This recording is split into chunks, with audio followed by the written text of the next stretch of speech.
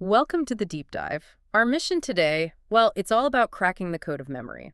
This stunning, sometimes unreliable mechanism that literally builds your life story. Yeah, it really does. And we're pulling insights from, stacks of research on how we retain information, how we retrieve it, and importantly, why we sometimes fail. And we actually start with something really current, or recent anyway. Think back to the height of the COVID-19 pandemic. Life felt pretty difficult, uncertain. Oh, definitely. And people reacted in an interesting way, huge amounts of nostalgia. Exactly. Nostalgia, that sort of sentimental longing for the past. It was clearly a coping mechanism. We saw this data, right? Nearly 17 trillion songs streamed on Spotify during that initial lockdown. And a really unusually large chunk of those were old songs. We were basically using music, which is such a potent memory trigger, to kind of escape the present. Yeah, proves the power of memory. So simply put, what is memory? Well, the basic definition is just the retention of information or experience over time. Okay. But for any memory to stick, whether it's, what you had for dinner last night or your high school graduation, Right. it has to successfully go through 3 fundamental steps. Okay, these are the pillars for our deep dive then. First, encoding. That's getting the data in. Yep. Second, storage, keeping it somewhere in the mental archive. Holding on to it. And third, retrieval, pulling it back out when you need it. And if you understand these, you really get a handle on how to learn better. Absolutely. Let's start with encoding, because Yeah. honestly, this is where a lot of memory failure actually happens. We think we forgot something, Uh-huh. but often it never really got logged in properly in the first place. Right, it wasn't in there to forget. So encoding takes effort then. It's not passive. Mostly, yes. Some things are automatic, sure. But for complex stuff, learning new things, you have to engage. You have to pay attention. Okay, attention. Yeah. And the research breaks this down, right? Like selective attention versus divided attention. Exactly. Selective attention is when you focus hard on one specific thing, like a really good conversation, and you manage to ignore distractions. Maybe a loud bus goes by, but you filter it out. Okay. Divided attention, though, that's multitasking.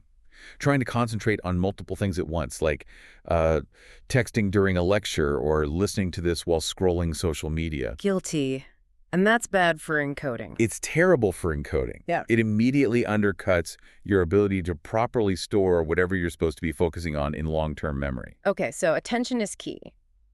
But how we pay attention matters too. You mentioned something about levels of processing. This is crucial. It's a continuum, from shallow processing to deep processing. Shallow to deep. Yeah. Give me an example. Okay, let's take the word mom.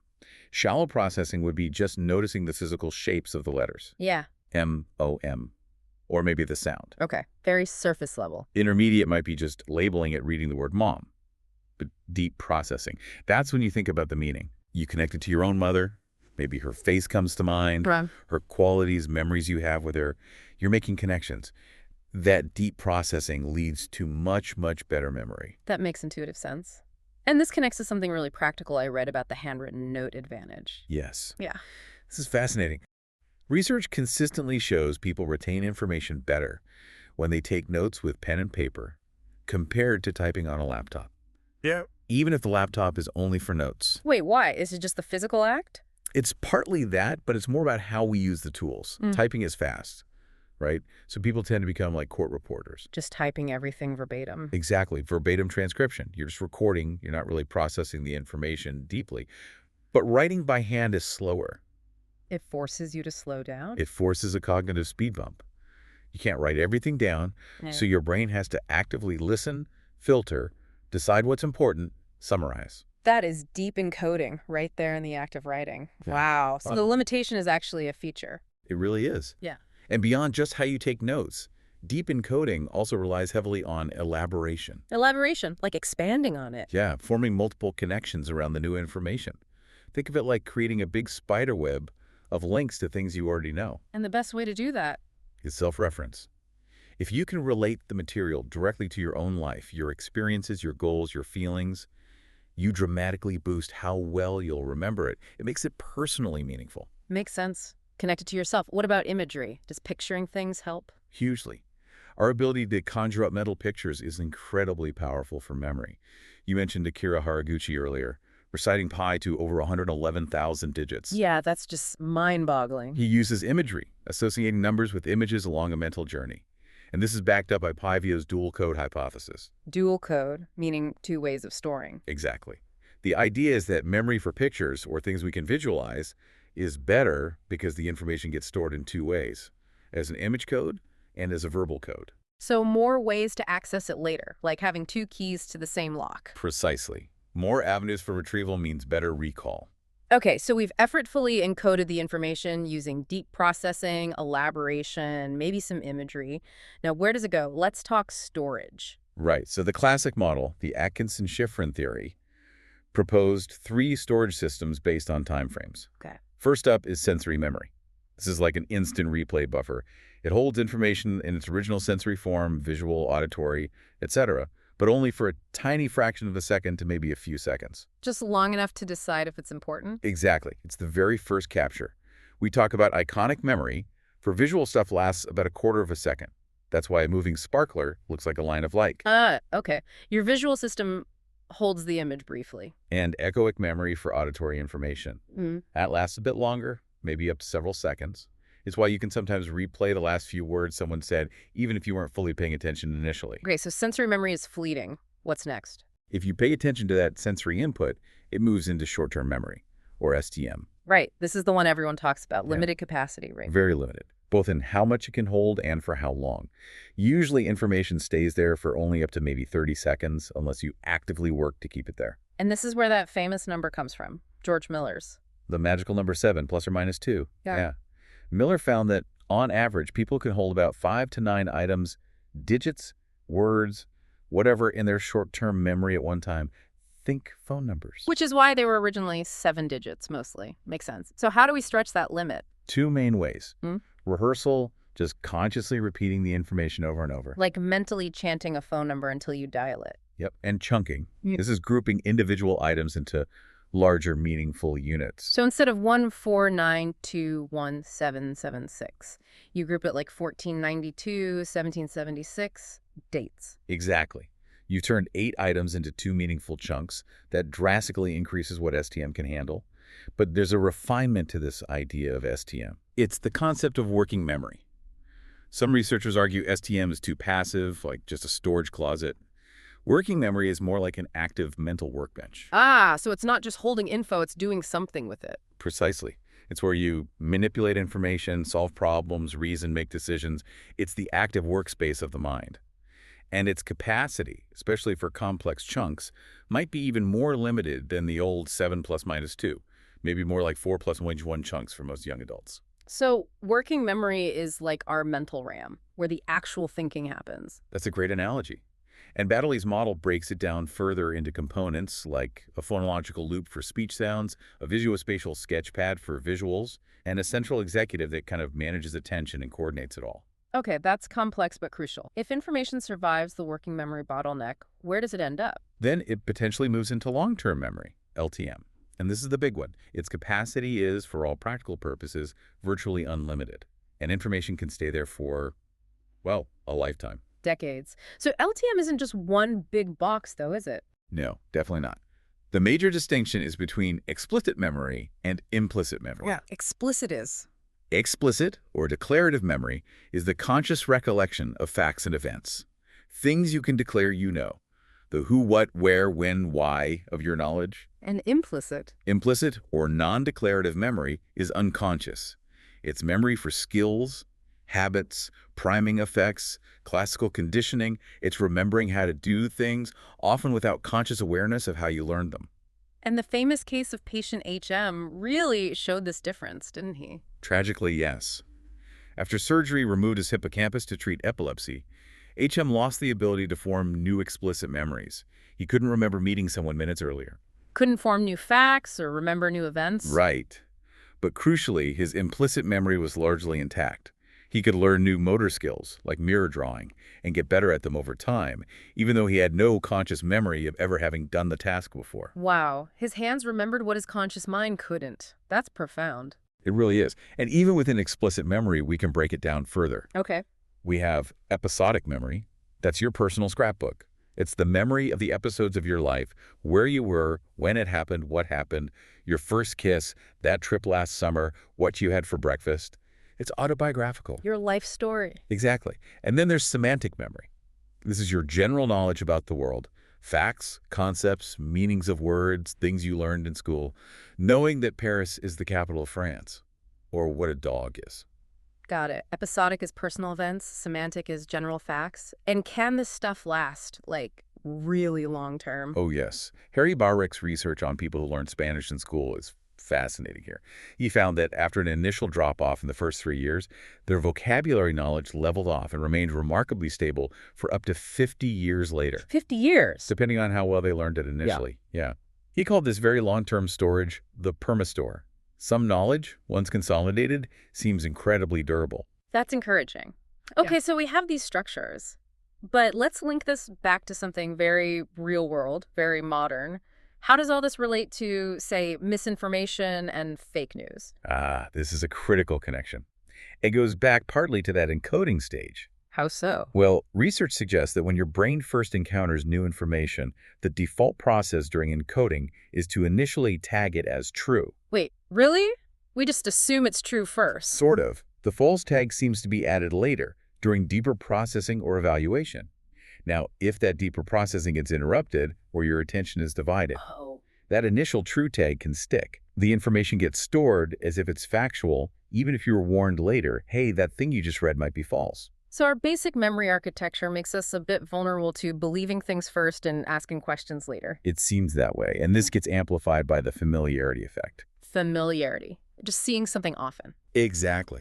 The more times you're exposed to a piece of information, even if it's false, the more familiar it feels. And your brain has this heuristic, this shortcut, where it often confuses that feeling of familiarity with truth.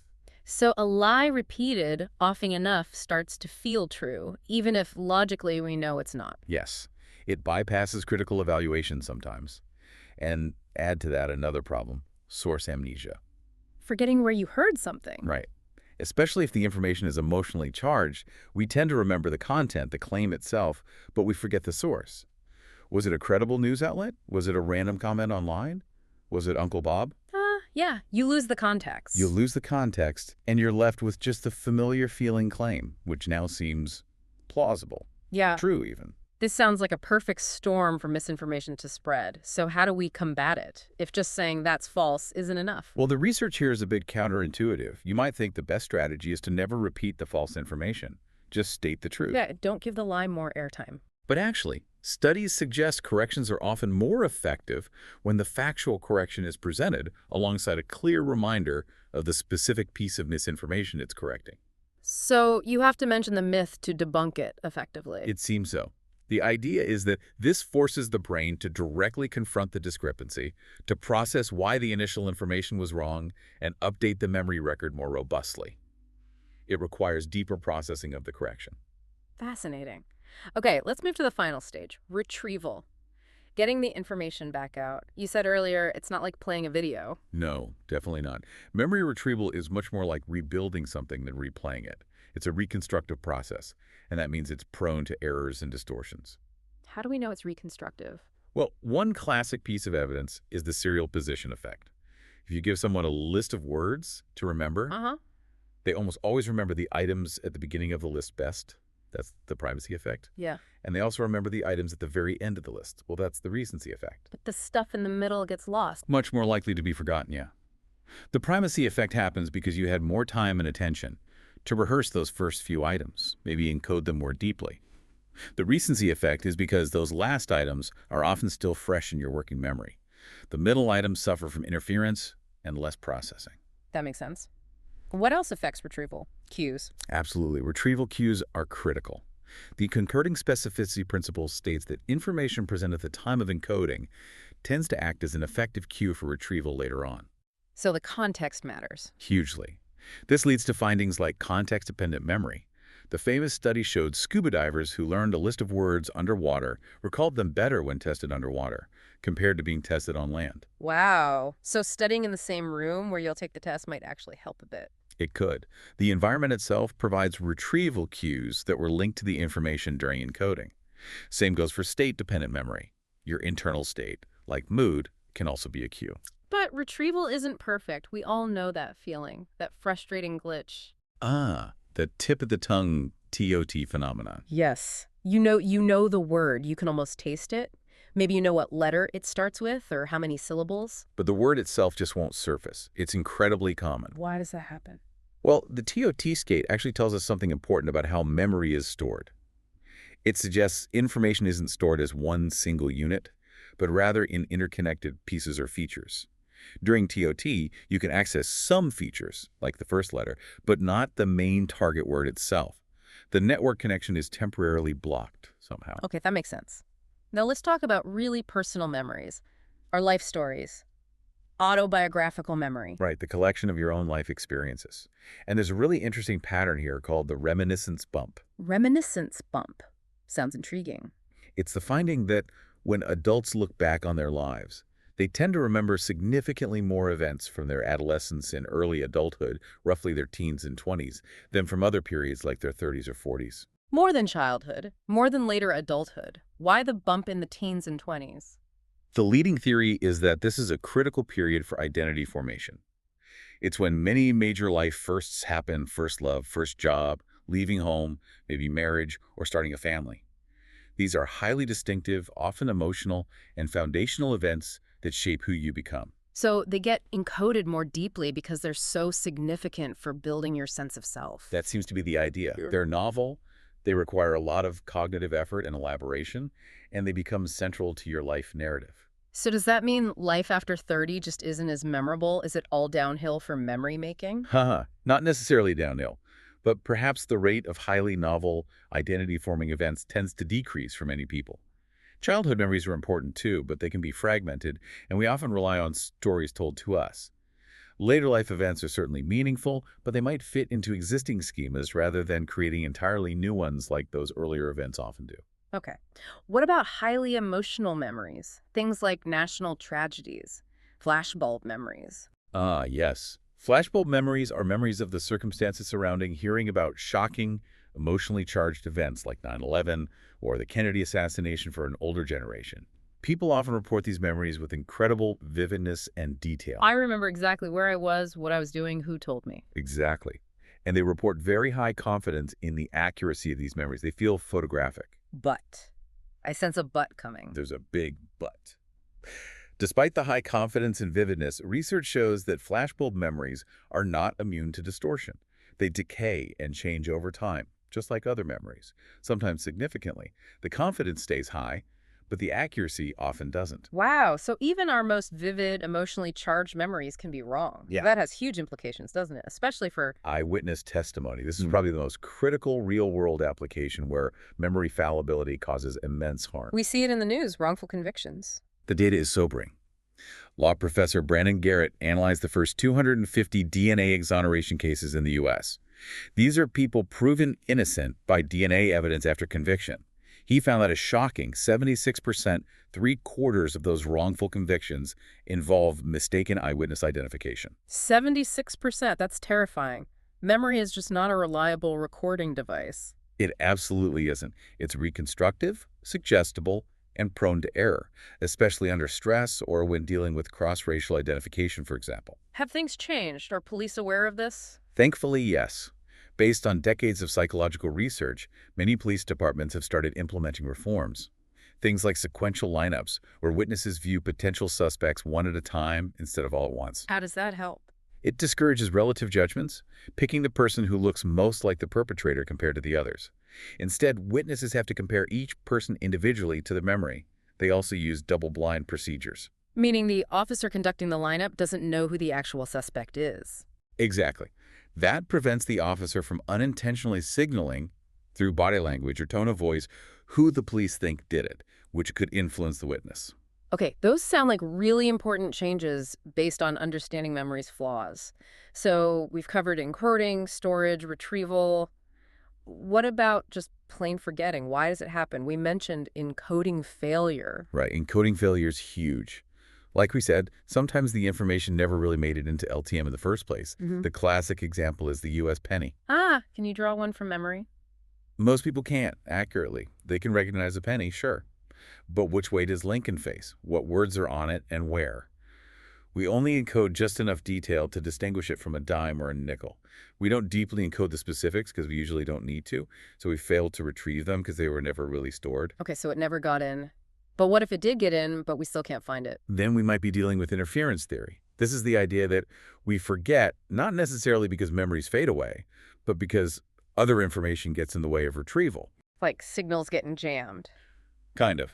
There are two main types. First is proactive interference. Pro means forward.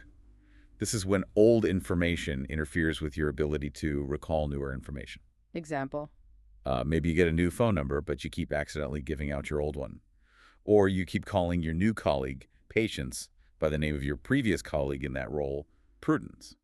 The old info is proactively interfering.